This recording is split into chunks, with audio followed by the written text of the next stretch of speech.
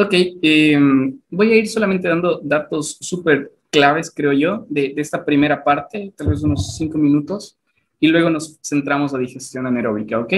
Tiene muchas desventajas, obviamente, también, especialmente la percepción que tiene la gente respecto a la combustión o incineración no es la mejor, ¿sí? Hay muchas manifestaciones, muchos problemas en algunos lados por el tipo de residuos que emite. Incineración, súper fácil de entender, ¿no es cierto? Quemamos una hoja de papel en condiciones controladas, obviamente, y, y listo. Eso es incineración, ¿sí? En pirólisis, dato importantísimo, nosotros hacemos algo similar de pronto a combustión, pero sin oxígeno. ¿Es eso posible? Nosotros siempre hemos visto el experimento que está la velita, le tapan y no hay nada, ¿no es cierto?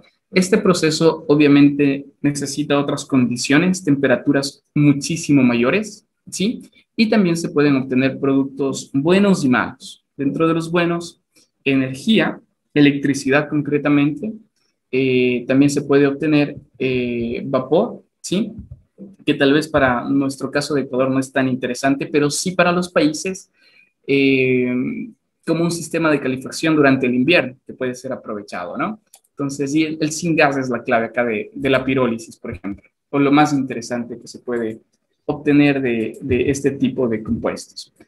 Obviamente hay mucho por entender detrás de esto, simplemente decirles que a los chicos de química que se unieron, que todo lo que aprendieron en química se lo ve acá. Las cuestiones de octeto de Lewis, de carbón activado, de catalizadores, está aplicado acá, ¿no es cierto? Carbón activado, que lo veremos más adelante, ayuda a absorber, no absorber con B, sino con D. Y ya saben la diferencia, por lo menos ayer que estuvimos conversando, de cómo puede captar este tipo de contaminantes. Aquí tenemos también un precipitador electrostático, ¿sí? Básicamente con electricidad. Muy bien, hay tecnologías promisorias, especialmente gasificación es particularmente interesante para biomasa, ¿sí? Normalmente nosotros tenemos cultivos de, digámoslo, de maíz, palma africana, lo que ustedes deseen. Y esos residuos agroindustriales, ¿dónde se los puede utilizar? Tecnología apropiada, gasificación. Fin de la historia. Siempre nos han hablado de los tres estados de la materia, sólido, líquido, gaseoso, ¿no es cierto? Por ahí alguien nos dice el plasma, de pronto, ¿qué hay del plasma? ¿Qué hay de pronto de este estado un poco gelatinoso? ¿Sí? Y a mí me gusta ponerles este ejemplo de el sol, por ejemplo, en qué estado de la materia se encuentra, o un rayo, en qué estado de la materia se encuentra. Entonces, estas condiciones increíblemente altas en temperatura, como puede estar el sol, sí se aprovecha. Sí, es como una analogía simplemente para que se entienda esto, de que la tecnología arcoplasma o plasma arco que la tenemos acá simula estas condiciones. ¿Para qué? Para, imagínense, si solamente quemando una hoja se evapora, prácticamente tenemos ceniza. A estas condiciones de arco de plasma ya no se obtiene como una ceniza en particular, sino se obtiene productos como vidrio, ¿sí? Que obviamente incluso reduce mucho más que incineración, que era el 90%. Acá es muchísimo más el porcentaje de reducción y esta es una de las tecnologías promisorias, ¿sí? Por el momento. Aquí tenemos un trabajo igual importantísimo, les resumo igual esto en un minuto. Se comparó gasificación e incineración, aquí están los procesos que se consideraron y básicamente la respuesta es de que gasificación para tratar residuos sólidos se desenvuelve mucho mejor. Esa es la conclusión de este estudio. Se consideraron dos ciudades, una ciudad en Noruega y la otra ciudad estuvo en China, ¿sí? Y aquí hago una pausa súper interesante, el tema de acá, porque algún rato un profesor japonés vino y dijo, verán, los países en desarrollo no pueden aplicar las anteriores tecnologías, pero esta sí. Y me llamó la atención ahí. Y obviamente la pregunta es ¿por qué? ¿Por qué esta sí y las otras no? Las otras son muy caras, necesita infraestructura grande, pero esta de acá, al menos según la exposición de él y de lo que he estado revisando, la charla igual la pueden consultar acá, es mucho más manejable. Las temperaturas ya no son en miles de grados, ¿sí? Sino que son temperaturas manejables, entre los 600, de pronto 500 grados centígrados, y aquí incluso existe menos riesgo de explosión, porque en los otros casos, imagínense, hay un gas por ahí y no está controlada las condiciones y eso puede eventualmente incurrir en un accidente. Las condiciones son no tan hostiles, se pueden obtener productos interesantísimos como los que tenemos acá, que pueden ser incluso aplicados para abonos, ¿sí? Entonces, esta tecnología puede ser interesante. No he visto, o tal vez alguien sí sabe que esté haciendo esto acá en Ecuador, nos lo comparte y sería súper interesante.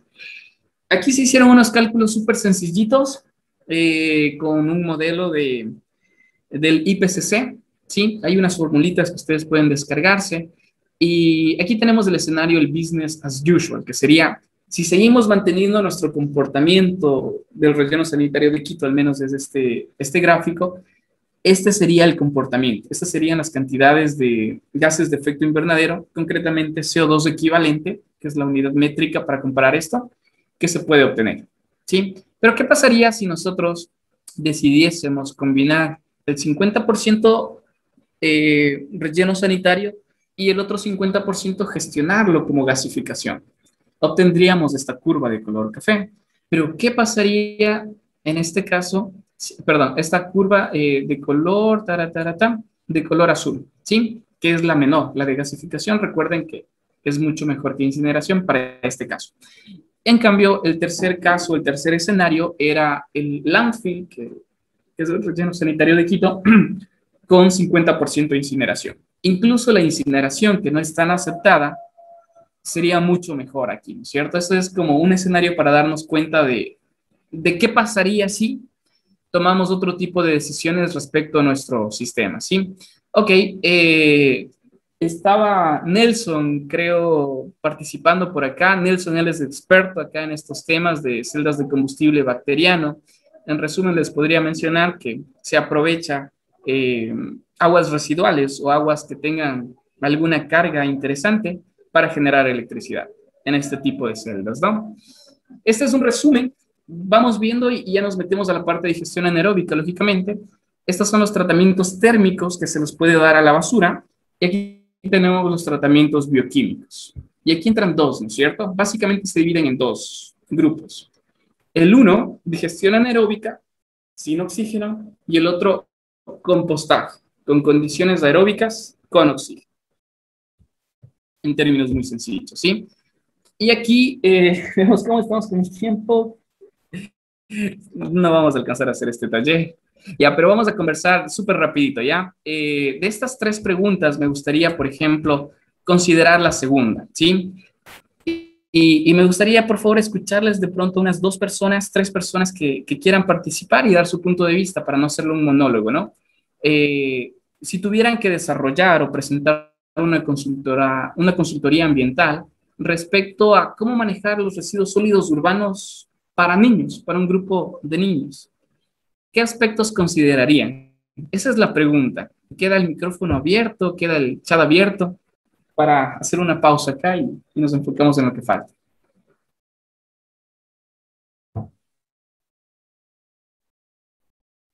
No todos a la vez, no todos a la vez. Uh-huh, uh-huh. De pronto alguien se anima, alguna idea. ¿Es lo mismo trabajar con niños que con personas adultas?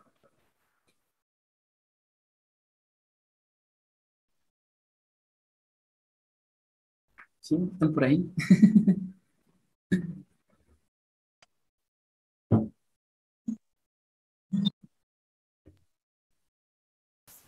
Ya, bueno, a mi parecer no es lo mismo, obviamente. Los niños podrían trabajarse con cosas más didácticas, podría ser algo más visual. Por ejemplo, aquí en Santo Domingo se hacían campañas de recolección y se daban premios, por ejemplo, yo qué sé. con, ¿cómo se llaman estos? Como caminatas a grupos de niños, grupos de escuelas, de cuánta cantidad de residuos recolecten según sus cursos paralelos, por ejemplo, para las botellas, todo eso. Existen incentivos que son, no son costosos, pero animan a que se unan a estas causas. Muchas gracias, Cintia. Muy, muy buena respuesta. Y eso es lo lindo de trabajar con niños. Chévere. Vamos acá. Me adelanto súper rápido acá. El compostaje, súper ideal para nuestras condiciones, ¿sí? Eh, es barato, es viable, se lo hace, se lo ha seguido haciendo. Hay trabajos del Spot, entiendo varios trabajos que se han enfocado en desechos agrícolas y han funcionado bastante bien, ¿sí? ¿Para qué sirve? No solamente sirve para generar compost, ¿sí? Que obviamente va a actuar como un fertilizante, sino para controlar ciertas enfermedades, ¿verdad? Obviamente hay que tener mucho cuidado que no haya plagas y que no se nos contamine de pronto, que sí pasa también, de que a veces en este tipo de compostajes que se lo utiliza, hay alguna semilla eh, de alguna especie invasora, ¿no? Tenemos aquí un sistema interesante de Estados Unidos que funciona de una manera autónoma, nadie necesita estar trabajando, esta es la fase de operación que ellos hicieron. Y vamos al segundo punto, vermicultura. Gracias a la excreción de estas lombrices, que no son las únicas, sino que existen muchas variedades, se pueden obtener cosas súper interesantes. Pero no todo se puede degradar, ¿sí? Por este tipo de tratamientos. Obviamente los plásticos, el vidrio, el caucho o incluso las heces de los animales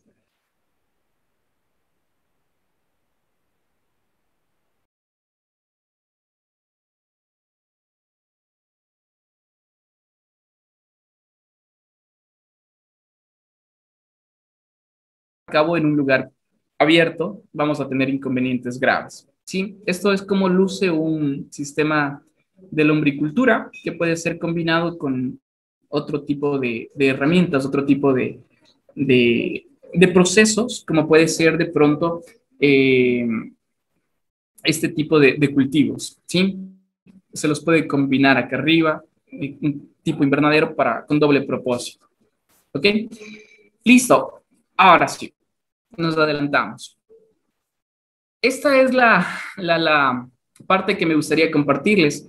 Hay maestrías en esta universidad que está en el top, creo que 50, 60 del mundo y que están abiertas, ¿no? Los programas giran en torno a una reducción de emisiones de carbono. Entonces hay la parte de ingeniería eléctrica, la parte de ambiental, la parte de ciencias ambientales, bueno, son muy similares, pero tienen puntos diferentes, ¿no? Está abierta. ¿Dónde está el link? Acá está el link, pueden ingresar, ponen SJTU y LCC. Es el Low Carbon College de la Universidad de Shanghai Jiao Tong. ¿Sí? Están abiertas estas inscripciones, no sé hasta cuándo, pero pueden chequear en la página web. Incluso hay programas de doctorado también con becas. O sea, eso es lo bueno. Sí, pegarse un viaje súper largo, no por nada, pero si les van a pagar, de pronto considerarlo, ¿no? Listo. Eso que hemos visto allá en esta universidad, que es donde estoy colaborando actualmente también, tiene este tipo de tratamientos, tiene este tipo de sistemas. Y entonces rompe un poco los esquemas, ¿no? A mí me parece súper interesante este nuevo sistema que están implementando. Ellos mandaron a hacer en realidad, y este mes de mayo va a llegar este equipo. ¿Cuál es la idea? ¿De qué se trata? Está un poco raro, no se entiende. Este sistema básicamente está automatizado al 100%. Tiene una capacidad de 200 litros, tenemos paletas de aireación, tenemos controles de temperatura, controles de DBO, de QO, nitrógeno, todo está automatizado. Si falta algún parámetro, se encarga de fortalecerlo, ¿no? Eso es lo que se hace en esta universidad. Otra de las cosas que se hace es digestión anaeróbica. ¿Qué se hace ahí? Este es del sistema, ¿sí? Tal vez si lo vemos ahí en forma de esquema no nos ayude mucho, así que les voy a presentar este artículo en el que, por ejemplo, en un mini container, ¿sí? se pueden tener cosas raras ahí. Al igual que en el caso del compostaje, que lo vimos hace un momento, hay sistemas descentralizados que lo conocen o lo han etiquetado de esa manera, ¿no es cierto? Un sistema descentralizado que tiene todo adentro, literalmente. Entonces, hay un motor, por ejemplo, que al igual que en el caso de Quito, ¿sí? Teníamos una producción de electricidad. Aquí también se produce electricidad, obviamente, a menor escala. Aquí está el digestor anaeróbico. Aquí tenemos las diferentes componentes. Si el pH está muy bajo, lo regulan. Si el pH está muy alto, lo regulan. Si la temperatura está muy baja por el invierno de pronto, se activa un sistema de aceite que cubre digámoslo, el contorno del digestor anaeróbico caliente, de tal manera que sin tocar internamente el contenido, la biomasa que está dentro, llega a calentar, ¿sí? Este tipo de sistemas. No es una utopía, está funcionando, trabaja súper bien y se hacen publicaciones en base a esto. En nuestro contexto de América Latina también hay, obviamente, ¿sí? Hay un manual, por ejemplo, súper interesante. Hay un curso que lo recomiendo, es gratis también en Coursera, y justamente acá hablaban sobre las estrategias como gestión anaeróbica y se lo pueden descargar acá, ¿no? Este libro es completísimo para nuestro contexto. Y hay un contexto incluso más adecuado por un profesor de IKEAM que lo está desarrollando, ¿no? Y es justamente en el sentido de digestores tubulares. Entonces, se cogen casos, por ejemplo, de Bolivia, que son condiciones fuertes de temperatura y de altitud, y acoplarlas a lugares como los nuestros, ¿no? Ok, ¿para qué sirve digestión anaeróbica? Ya nos habló mucho de eso, pero ¿para qué sirve? Primerito, es una de las tecnologías considerada como de producción verde. Tratamos residuos orgánicos, ayuda a reducir la contaminación del aire y del agua y también ayuda a la reducción de gases de efecto invernadero. Y aquí un dato curioso. Por ejemplo, ahorita se están hablando de los mercados de carbono, etcétera, que nosotros podemos obtener financiamiento a través de ellos, a través de estos mercados. Y acá digestión anaeróbica está aceptada dentro de las propuestas, ¿no? También funciona como un fertilizante. Acuérdense, en el caso del compostaje se utilizaba como abono. Literalmente, si lo hacemos bien, la parte de digestión anaeróbica se puede obtener un abono interesante, ¿sí? ¿Qué otro tipo de cosas se pueden hacer menos conocidas? Utilizarlo como cierto antibiótico, cierta resistencia que tienen estos organismos. Obviamente, el digestato, que es como la materia prima que va a degradar el resto de biomasa, tiene condiciones súper hostiles, de metales en altas concentraciones, de poco oxígeno, de la DBO, la DQO súper raras. Entonces, para que se hayan adaptado, tienen un sistema de resistencia en sus genes muy interesante, que puede ser utilizado, ¿no? Lógicamente, no todo lo que brilla es oro y hay problemas todavía, especialmente en la parte de costos, ¿no? Si bien en muchos lugares, como por ejemplo en la capital de China, ya hay proyectos súper grandes y son viables, pero necesitan una inversión alta, una inversión fuerte y un monitoreo constante. No es de pronto como el relleno sanitario que cerramos eso y ya, de pronto vemos de vez en cuando las tuberías de, de los gases, etcétera, pero es más complejo lo de acá, ¿sí? Entonces, aquí hay una estructura súper interesante y la primera pregunta, ¿por qué tienes forma de huevo, no es cierto?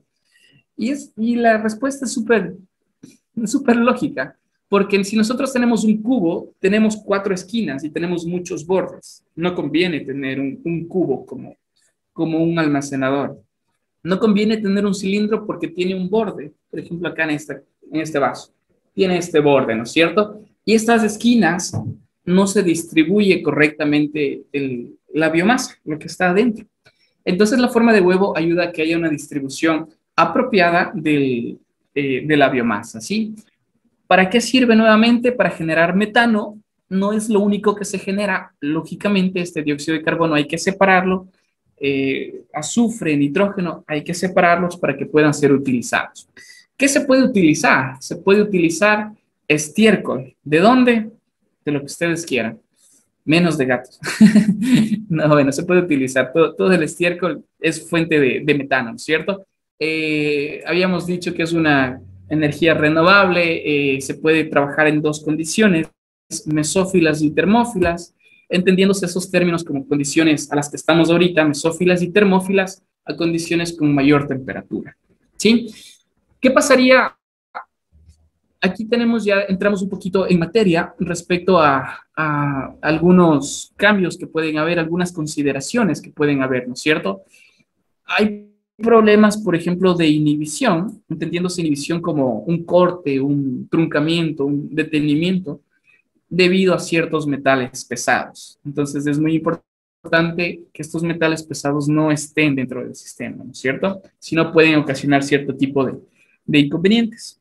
A veces la estructura microbiana que está ahí, toda la diversidad de microorganismos que tenemos ahí se puede alterar por condiciones externas, que las vamos a ver.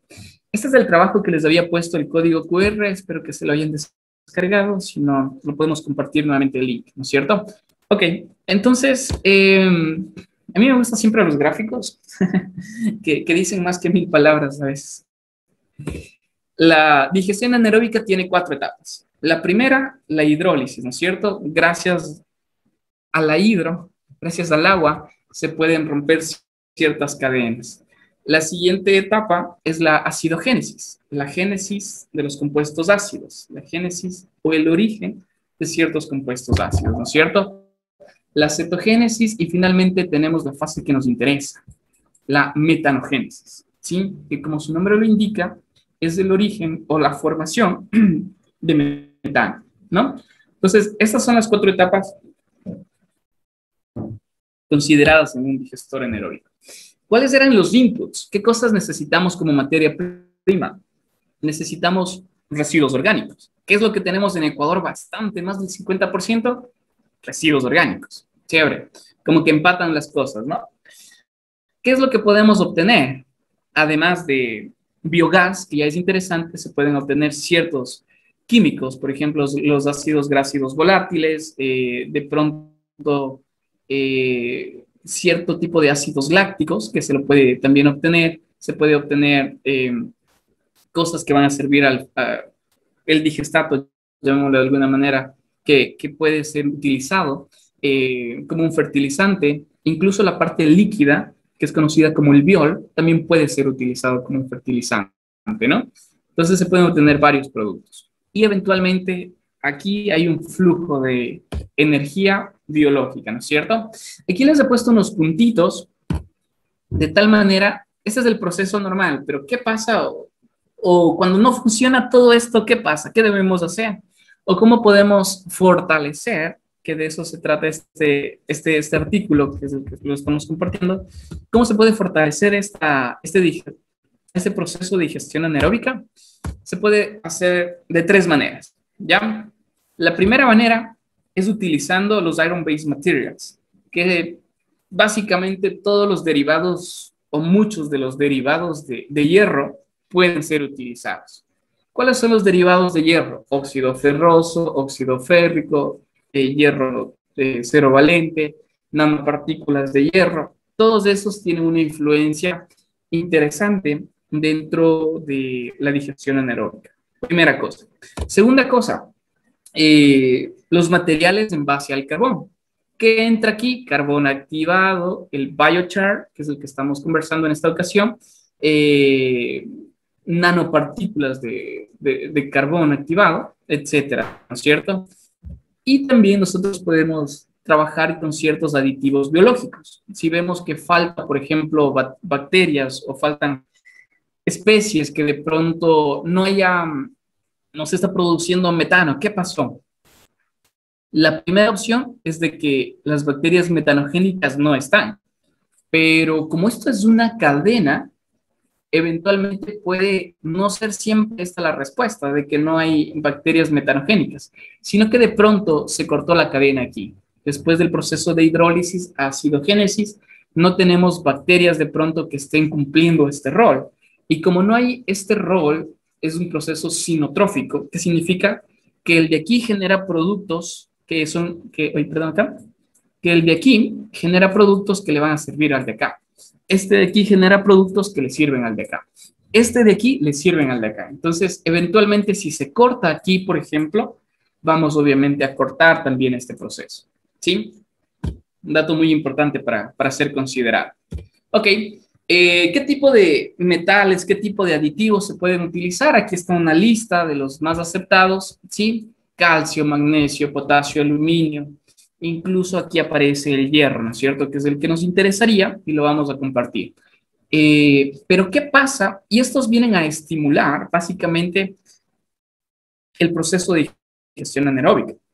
Pero ¿qué pasa si nosotros en vez de ponerle 100 o de pronto un rango un poquito más allá de 100, nosotros utilizamos excesos? Todo en exceso es malo, dicen, ¿no es cierto? Incluso los aditivos que son buenos llegan a ser perjudiciales, llegan a tener una característica inhibitoria que viene a frenar el proceso, ¿verdad? Entonces, hay rangos que no se deben superar para todos. Esta tablita les he puesto como para darnos una idea. Ok, ¿para qué sirven entonces estos aditivos? Podemos resumirlo para de una manera rápida y eficiente mejorar el rendimiento. ¿Cuál es el punto acá? ¿Cuál es el problema? El problema es que nosotros a veces no tenemos el know-how, el cómo hacer las cosas. Pueden existir 1000 aditivos, pero ahora, ¿qué aditivo utilizo? Ahí está lo interesante, ¿no es cierto? Va a depender mucho del feedstock, que es la materia prima, va a depender mucho de las condiciones, de los análisis que se vayan teniendo, incluso bacterianos, no solamente químicos, para saber qué aditivo es el que se debe utilizar. La alternativa que vamos a utilizar, obviamente, es los materiales en base al carbón, que aquí, por ejemplo, un punto a favor es que inmoviliza a las bacterias, inmoviliza a los microorganismos. ¿Y eso qué significa? En el sistema de digestión anaeróbica, eso es líquido, ¿no es cierto? Está como en movimiento, básicamente como un caldo ahí. Pero eventualmente, si nosotros si tenemos sistemas de movimiento, las bacterias van a estar flotando. Entonces, lo que hace el carbón es como una pared y se forma como una película, ¿sí? Como una lámina. Y se quedan ahí los microorganismos. Entonces, eso es uno de los puntos buenos porque tenemos ya fijación de microorganismos. Su estructura puede ser tan diferente desde el grafito, por ejemplo, ¿sí? Hasta el carbón activado, y que lo habíamos mencionado hace un momento. ¿Ok? Eso es respecto al carbón. Ahora, respecto a acuérdense un ratito, me regreso acá. Esto de aquí que estamos hablando desde el carbón, ahora nos toca los materiales basados en hierro, ¿no es cierto? Regresamos acá. Entonces, utilizar materiales que son los zero valent iron, que sería el hierro de valencia cero, tiene muchísimas ventajas, ¿sí? Incluso el uso de nanopartículas, la nanotecnología se está poniendo mucho más de moda cada vez, tiene aplicaciones acá, ¿no es cierto? Aquí, por ejemplo, son las variantes que les había dicho. No solamente es como óxido de hierro, sino que tenemos muchos más tipos, ¿no? Entonces, ¿para qué sirve acá? ¿Qué rol cumple este aditivo? ¿Sí? Ayuda, por ejemplo, en la parte de reducción. Concretamente, si nosotros nos acordamos de microbiología, esta curva de crecimiento, ¿no es cierto?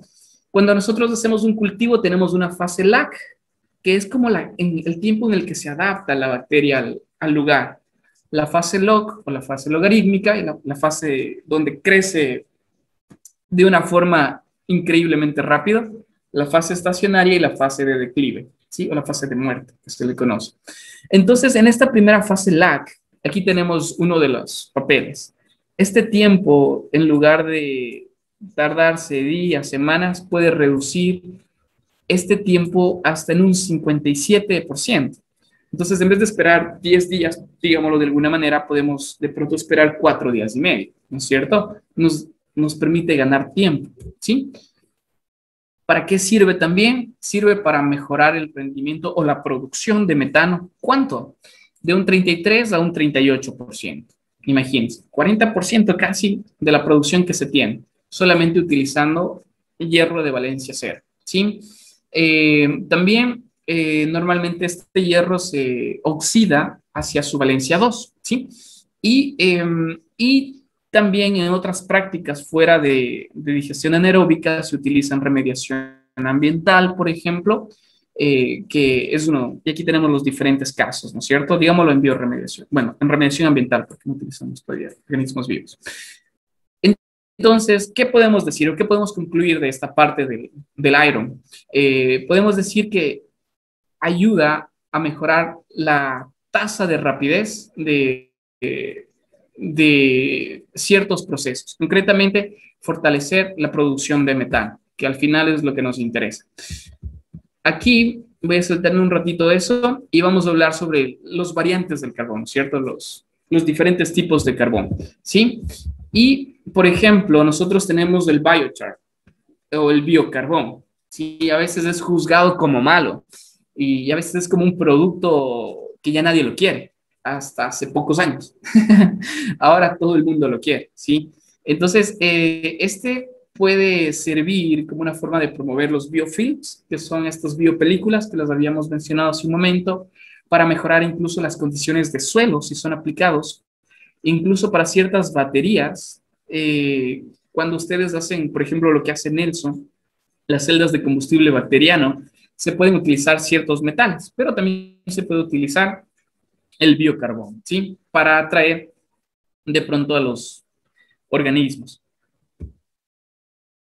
Tenemos una variante de este biocarbón. En términos muy sencillos, el carbón que nosotros tenemos podemos activarlo. ¿Para qué? Tiene otras propiedades, sí, tiene otras propiedades. Hemos escuchado todos del carbón activado, ¿no es cierto? Hay dos maneras o dos rutas para hacerlo. La una es por métodos físicos y la otra es por métodos químicos. Las dos tienen un impacto ambiental. Dato un poco incómodo, ¿sí? Pero evidentemente los beneficios que se pueden considerar, evidentemente los resultados buenos que se pueden considerar a partir de eso son increíbles también. Entonces, ¿qué se puede utilizar, por ejemplo, para obtener el carbón activado? Se puede obtener bambú, por ejemplo, las cáscaras de los cocos, incluso este biochar se lo puede activar también, ¿no? Actualmente se lo utiliza como una forma de tratamiento de aguas residuales, ¿sí? Y también, obviamente, para en nuestro caso, digestión anaeróbica, recuperación de energía con mayores condiciones. Estos son los resultados del artículo y es un poco más de química y por eso hacía como esta pausa acá. Que por muestras, por ejemplo, del FTIR, básicamente infrarrojo, y hay en el spot, ya les cuento, quien esté interesado, hay un equipo ahí también de infrarrojo, se puede identificar los grupos funcionales, ¿no es cierto? ¿Y cuál es la novedad acá? Que si nosotros utilizamos la temperatura de gasificación, entonces hay algunos grupos funcionales que disminuyen, no desaparecen, cambian de consideración, pero disminuye su volumen. Y en cambio, hay un grupo importante de los grupos aromáticos, ¿sí? Que en cambio se ven fortalecidos. Y estos grupos aromáticos eventualmente son provechosos como un sustrato para las bacterias, ¿no? Entonces, ¿qué es lo que se hace prácticamente? ¿Sí? Y acá me salté esa diapositiva a propósito. Ok. ¿Por qué me salteo? ¿De qué se trata esto? Aquí tenemos la biomasa y aquí tenemos dos rutas, ¿ya? Tenemos dos rutas. La ruta que normalmente era seguida es la de color naranja, de color amarillito. Esta, por ejemplo, nosotros tenemos compuestos como el ácido propiónico, ácido butírico, y nosotros tenemos ciertos intermediarios, ¿sí? Como el ácido acético, y este ácido acético eventualmente es convertido en la fase de acetogénesis a metanogénesis, se convierte en metano. Esta es la ruta convencional, ¿sí? En la que se tiene ácido acético e hidrógeno molecular. Pero a veces fallan estos procesos. A veces hay problemas acá de que se interrumpen, pasa algo y fallan esos procesos. Entonces hay una nueva ruta, hay una ruta directa, por así decirlo, ¿no? Es como en vez de ir por la parte central, nos podemos ir por la perimetral y ganamos tiempo. Literalmente es lo mismo acá. Este es el DIET, no es de dieta, sino es una transferencia de electrones de interés de una manera directa entre diferentes especies, ¿no?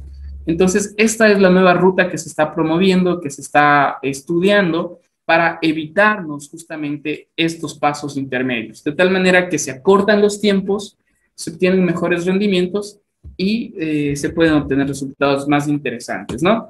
¿Cómo? A través del biocarbón. Listo. Gracias. Ahora sí quedo atento a las preguntas. Espero no haberme excedido demasiado.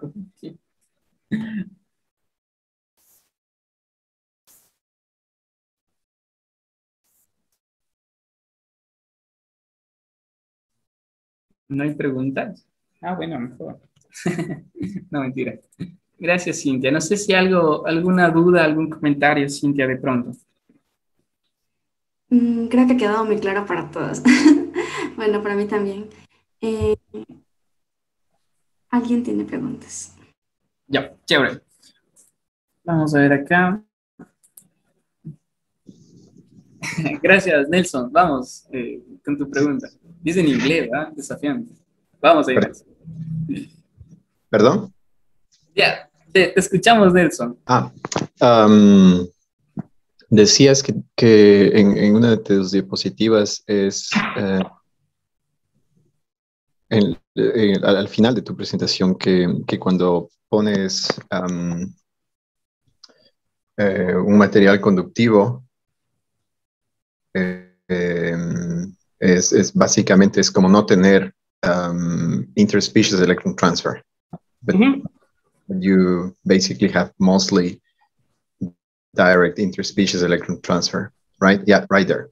I would argue with that because in an AD system, even if you put graphite or any conductive material which creates surface for attachment, especially biochar, I would argue that you don't have interspecies electron transfer basically created by hydrogen, because I would say hydrogen and formate would definitely be part of our like most well-known molecules for interspecies electron transfer, whereas acetate is mostly will go to methane via acetic classic methanogenesis, right?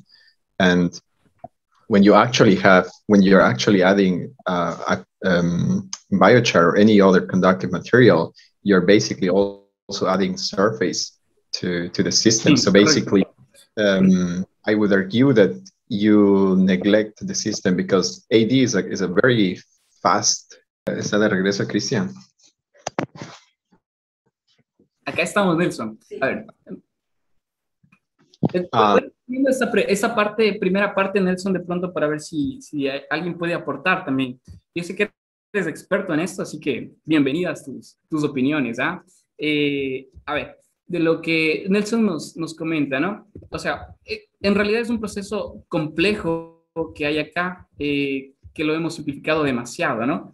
De hidrólisis, acidogénesis, citogénesis, heterogénesis. Y hay muchos grupos de bacterias acá que intervienen y ayudan a este proceso sinotrófico, que lo decíamos, ¿no?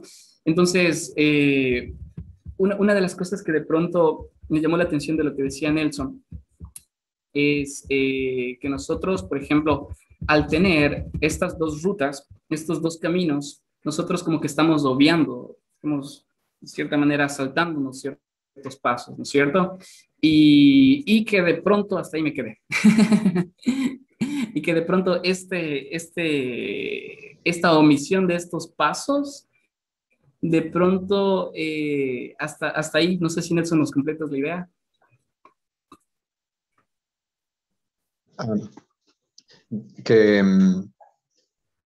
Que yo cuestionaría que añadir carbón activado o grafito o biochar omite interspecies electron transfer. Sí, sí. ¿Tú crees entonces que se puede, o sea, intervendría incluso aquí? ¿Esa sería tu afirmación? Mi punto es que cuando pones eso, tienes otro mecanismo de transporte de electrones. Claro. Pero los otros, ya sea acetic classic methanogénesis o interspecies electron transfer vía hydrogen or formaldehyde, Sí. ambos también están pasando. Ese es el punto que, o no sé si es que hay nueva literatura, pero hasta donde yo sabía, incluso cuando pones eso, todo está pasando. Claro. Bueno, sí. Incluso hay reciente literatura o literatura no sé, del grupo de Cornel Rabai en Ghent, que ellos muestran que añadir material conductivo, de hecho, no tuvo nada que ver con transferencia de electrones directa, sino más bien actuaba solamente como retención de biomasa, lo cual es un problema cuando tienes un sistema continuo. Entonces, es como, ¿qué métodos crees tú que se deben utilizar para decir, por ejemplo, si tienes direct interspecies electron transfer, o no tienes, o tienes la combinación de varios? Ya. Chévere, chévere, Nelson, muy bien. Chévere, qué interesante. Cintia, no sé si me puedes activar la opción de compartir. ¿Y qué método utilizaría yo para demostrar que sí hay o no hay este tipo de IEP, digamos de alguna manera, de interspecies? Básicamente se hizo una parte, déjame, ahí está habilitado.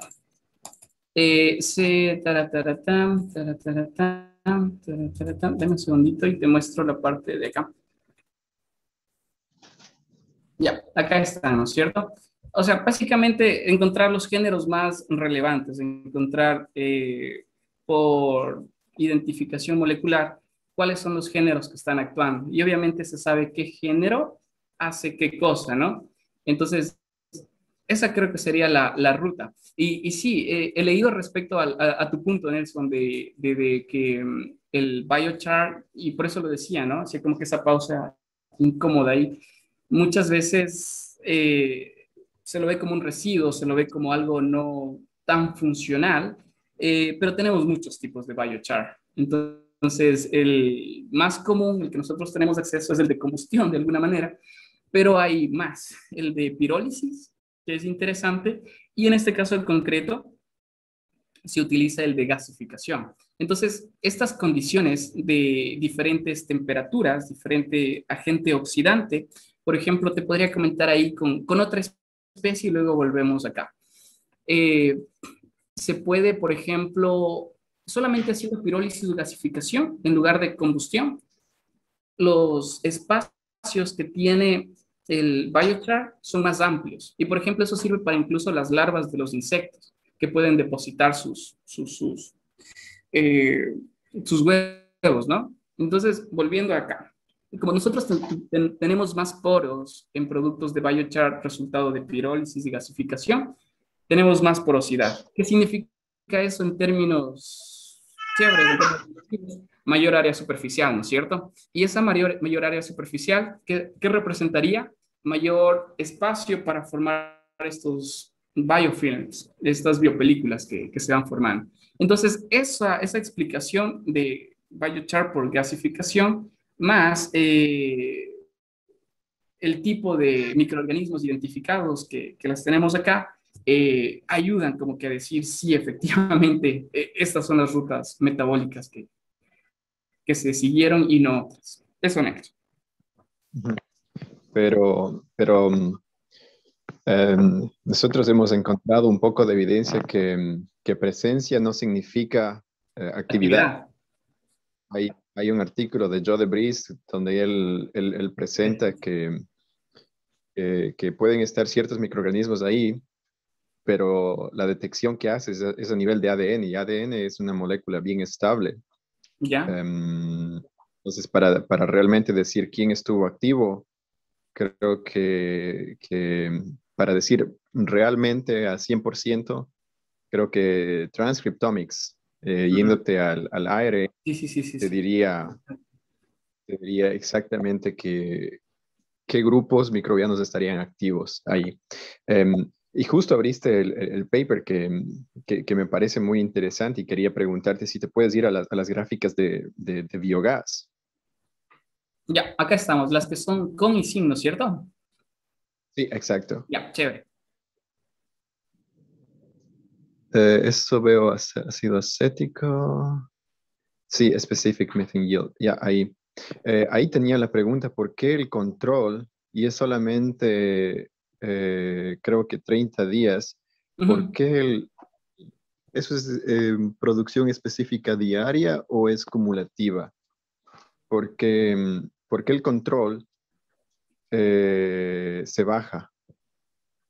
Ya, bueno, no Eh, puede ser cumulativa primero, ¿no? Si no, mantendríamos como estable, es diaria en este caso. Eh, sí, déjame hay- recordar este sí, punto. Tara, tara. y la gráfica A, ¿Verdad? la gráfica, la gráfica A es la que estaba viendo. Sí, Entonces ahí correcto. ves claramente Claro, se desciende, ¿no? que Ujú. 800 y 900 incrementa, pero por ejemplo al final, ¿por qué? El de 800 Si es que baja. es producción cumulativa, ¿por qué la producción cumulativa disminuye a como 400? O sea, no sé si, Ya. no sé, porque en el eje Y dices Specific Methane Production y cuando leo eso yo me imagino que es cumulativo, ¿verdad? Entonces, si es que es cumulativo, por qué el de 800 está por debajo? Ya, bueno, mi primera acotación, yo considero que no puede ser acumulativo porque no tendrías valores de negativos en este caso, ¿no es cierto? De descenso. Debería como al menos quedarse estable. Segundo, lógicamente, acá, de hecho, no es el único, el del control, sino el de 700 y el de 800 ya a los 35 días que baja, ¿no? Yo creo que de pronto aquí, como tú lo mencionaste, o sea, se cumplen ciertos procesos, se cumplen ciertas etapas, y lo habíamos dicho al inicio, ¿no? Tenemos 4 etapas, y si alguna de esas 4 etapas se trunca, eventualmente la última, que es la que nos interesa, no se consigue.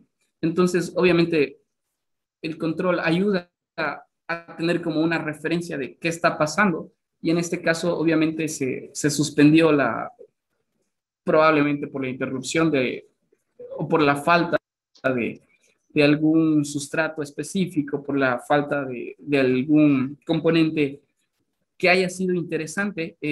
Incluso en 700, lo que yo podría comentarte, se tiene como un valor incluso menor que el control en los primeros 5 días. Pero luego, estas condiciones del A700, que sería el biochar a 700 grados, baja porque sigue siendo insuficiente. Entonces, uno de los argumentos es la porosidad, otro es el tipo de microorganismos. Eso, Nelson, pero me parece súper interesante. Creo ¿Cómo lo analizas? Ujú.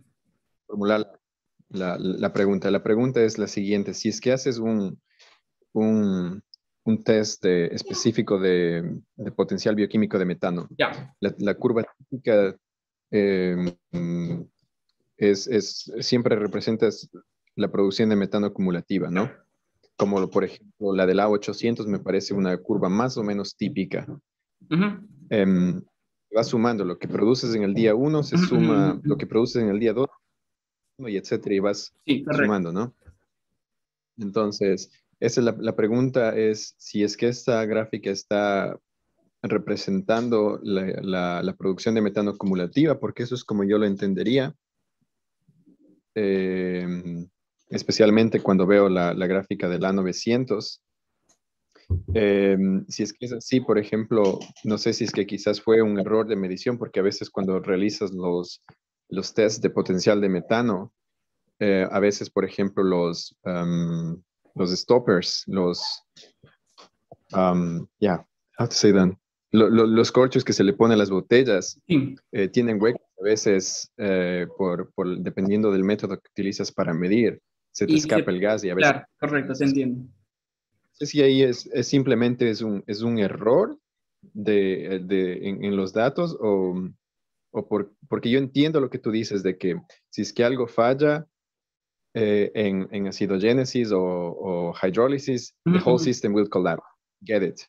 But when we are talking about cumulative methane production, it doesn't matter, because in the end, even if you produce 1 ml in the end, it will be, say, because the last point is nearly 600, so it will be 600 and something else, right? So I don't know if you understand my question. Sí, te entiendo perfectamente. O sea, tu duda aquí en este caso, asumiríamos que tanto el rojo, que sería el de 900, como el de 800, debería al menos mantener una tendencia similar. ¿Por ahí va? Y entiendo aquí que el problema sería de que, como probablemente por una interesante, no lo había visto así, por un problema de medición, al escaparse el metano, se tiene una curva aquí. Yo creo que tenemos dos opciones, Nelson. Una opción es la que tú mencionas, me parece muy chévere, por un error de medición.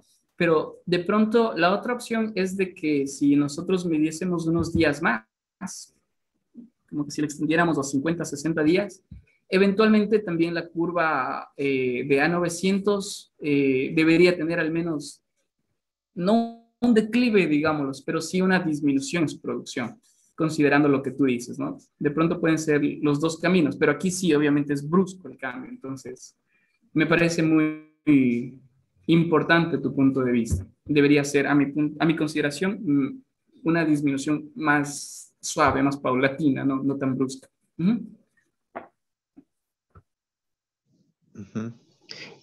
Otra pregunta, ¿hicieron ciclos voltamétricos de partículas independientes del biochar? No, eso sí no se hizo. Porque ustedes, you guys, in the paper, it is claimed that the mechanism is diet, right? So sí, which means diet interspecies. So it means you have electroactive microbes. So you have electroactive microbes working together with methanogens, right? La forma de demostrar. La pregunta aquí es did you o consideraron tener un control con un material no conductivo?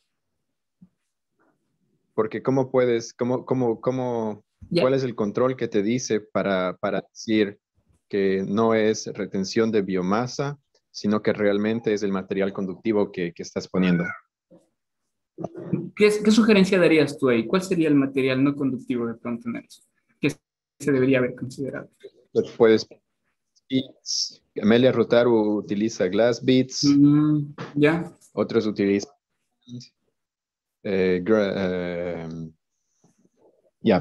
arena, gránulos de arena, como material no conductivo, o los estos glass beads que se utilizan para extracción de ADN. ¿Ya? Ajá. Entonces, no, es simplemente una pregunta, si es que consideraron... No se considera, pero me parece muy chévere porque queremos hacer más experimentos ya en el de gran escala y de pronto sí podríamos considerarlo para los siguientes, ¿no? Y ver qué pasa, si tiene alguna interferencia o no tiene alguna interferencia. Está muy interesante, Nelson. Muy bien recibida esa conversación. Cool. Ya. Esas eran mis... chévere. Entre las pocas de mi atención, siempre estaba... Y otra pregunta, ¿por qué el control y el A700 paró en alrededor de 20 días? ¿Por qué no monitorearon todos hasta los 40 días más o menos? ¿Razones técnicas? Sí, o sea, ya prácticamente tuviste ahí prácticamente desde el día 15 hasta el 25, que ya no mismo había producción, entonces básicamente era como innecesario, pero yo creo que para completar la curva y también algún rato que hice estas curvas con las clorelas, y yo sí lo hice, o sea, yo sí lo completé, a pesar de que ya estaba en la fase de muerte, pero al menos con esa experiencia de ahí, seguir monitoreando era innecesario, porque ya habían muerto. Entonces, eh, es innecesario, creo, porque ya no ves actividad, ¿no es cierto? Ujú.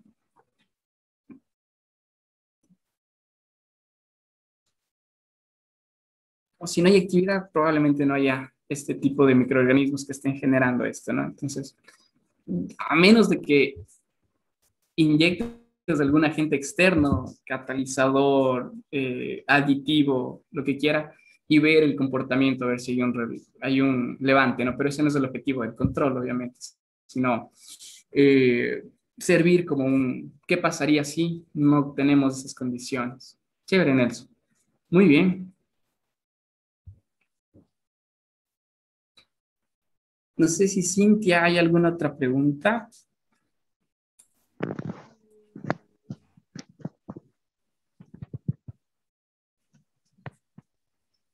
Bueno, les agradezco a las 10 personas que se quedaron acá. Qué valientes. Sinceramente, ya vamos tres rondas ahí. Y eso es bueno. Gracias, Nelson, a ti. Muchas gracias. Termino con esto, si me das un minuto, Cintia. Hay algunas cosas que se están haciendo acá con gente de la estatal, por ejemplo. El profesor Carel se dedica a hacer este tipo de cosas en, en el tipo de digestores que nosotros tenemos, ¿no es cierto? En el CIPCA, que es una granja experimental, ¿sí? Entonces, este tipo de cosas también se hacen, obviamente, no con una cosa automatizada, sino con, digamos, los digestores artesanales. Otro trabajo que de pronto lo estamos considerando y hemos empezado a hacerlo es el de acá. Bueno, y aquí, estos dos de acá ya están terminados, fueron enviados, toca esperar a ver qué pasa, si nos aceptan o no. El de acá, en cambio, lo estamos desarrollando con el profesor Ángel Ramírez para comparar lo que les decía a la mitad de la charla, ¿no? Nosotros tenemos dos tipos de sistema en Shanghai. El uno es un sistema descentralizado de gestión anaeróbica y el otro descentralizado de compostaje. Entonces, hay muchos análisis de ciclo de vida de digestión anaeróbica, pero no automatizados, no independientes. Entonces, queremos comparar cuál de los dos tiene un mejor performance, de alguna manera, ¿no? Este trabajo igual sigue en la misma línea de lo que se está haciendo, pero hay otra cosa que no tiene mucho que ver, pero igual me gusta mucho, porque las muestras llevamos de aquí, de Archiona, que estoy en este lugar. Y hicimos cromatografía de gases, por ejemplo, detección de vitamina C, detección de algunos antioxidantes, básicamente, de la guayaba, ¿sí? ¿Qué tiene de particular la guayaba? Es una cosa súper interesante, porque no hay casos reportados de guayaba amazónica. Hay de Brasil, de la India, pero no de la Amazonía en sus diferentes tamaños. Entonces comparamos estos tamaños y esperamos que salga este trabajo también. Eso es lo que se hace con los chicos, bueno, con las personas de la SPOL. Y acá, de pronto, Nelson, igual, toda sugerencia, colaboración es más que bienvenida, ¿no? Esto es lo que estamos trabajando ahorita. Este trabajo ya nos aceptaron. Igual es enfocado de pronto análisis de ciclo de vida, que me gusta mucho en realidad, pero a la parte de la construcción, ¿sí? Mi hermano es ingeniero civil, entonces tratamos de combinar la parte ambiental y civil. Y el capítulo que mandamos y con las acotaciones de Nelson me parecen súper chéveres para irlas puliendo, porque, bueno, ya enviamos, pero tienen que darnos las revisiones, ¿no? Entonces probablemente añada algunos de los comentarios de Nelson que me parecieron muy oportunos. Ese es el último trabajo que hemos desarrollado. Con eso, les agradezco muchísimo por su tiempo. Ese es mi correo. Con todo gusto voy a estar respondiendo cualquier inquietud. Igual si me quieren escribir al WhatsApp, no hay problema. Estamos ahí para alguna idea, alguna cosa que haya quedado suelta para aclararla y alguna colaboración. Gracias a los valientes que se quedaron.